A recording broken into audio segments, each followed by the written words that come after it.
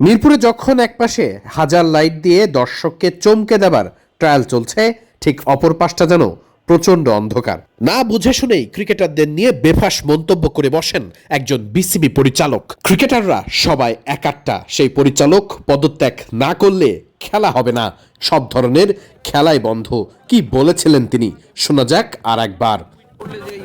কেন ওরা গিয়ে যদি কিছুই না করতে পারে, তাহলে ওদের পিছে আমরা যে এত কোটি কোটি টাকা খরচ করতেছি, আমরা কি ওদের কাছ থেকে ওই টাকা ফেরত চাচ্ছি নাকি? কালার এক্সপার্ট এবং ডার্ক স্যাপ সমৃদ্ধ অরিক্স অ্যাডভান্স ডিটারজেন্ট পাউডার, আপনার লন্ড্রি এক্সপার্ট। প্রশ্নটা তুলতেই পারবে না।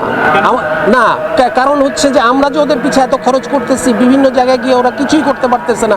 আজ পর্যন্ত আমরা একটা বই শিক্ষা পানতে পারছি?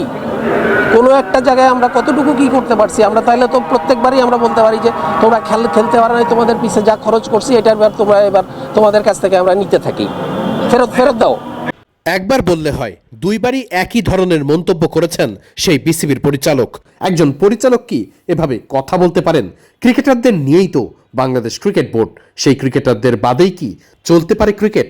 একটা পর্যায়ে তার মন্তব্যের পরিপ্রেক্ষিতে পুরো বিপিএলটাই যেন থমকে গেছে, যেখানে মিরপুর শেরেবাংলা জাতীয় ক্রিকেট স্টেডিয়ামে সব ধরনের আয়োজন চলছিল মহা সমারোহে। সেখানে এখন বিপিএলটাই হবে কিনা সেটা নিয়েই বড় প্রশ্ন। রাতভর মিরপুরে প্রস্তুতি চলছে আগামীকাল বিপিএল এর জন্যই, তবে সেই প্রস্তুতি যেন একটু হলেও থমকে গেছে, কারণ আগামীকাল ক্রিকেটাররাই মাঠে আসবেন কিনা সেটাই তো এখনো নিশ্চিত না।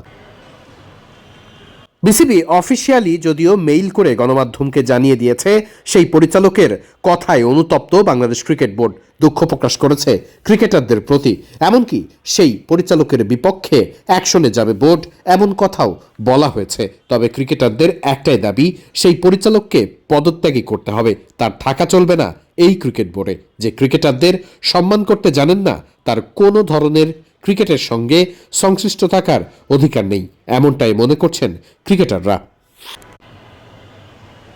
একদিকে যেমন বিশ্বকাপের খেলা না খেলা নিয়ে অনেক রকমের প্রশ্ন, অনেক ধরনের উত্তর খোঁজার চেষ্টা, তখনই দেশের ক্রিকেটের ঘরেই যেন লেগেছে অন্ধকারের হাতছানি। ক্রিকেটার আর বোর্ড পরিচালকের মধ্যে এমন দূরত্ব নিশ্চিত করেই দেশের ক্রিকেটের জন্য ভালো কোনো খবর না। একদিকে যেমন বিপিএল এর চাকচিক্য দর্শকদের মাঠে টানছে, অন্যদিকে ক্রিকেটের ভেতরের এত অন্ধকার খবর নিশ্চিত করেই দর্শকদের আরও উদাস করে তুলছে ক্রিকেটের প্রতি।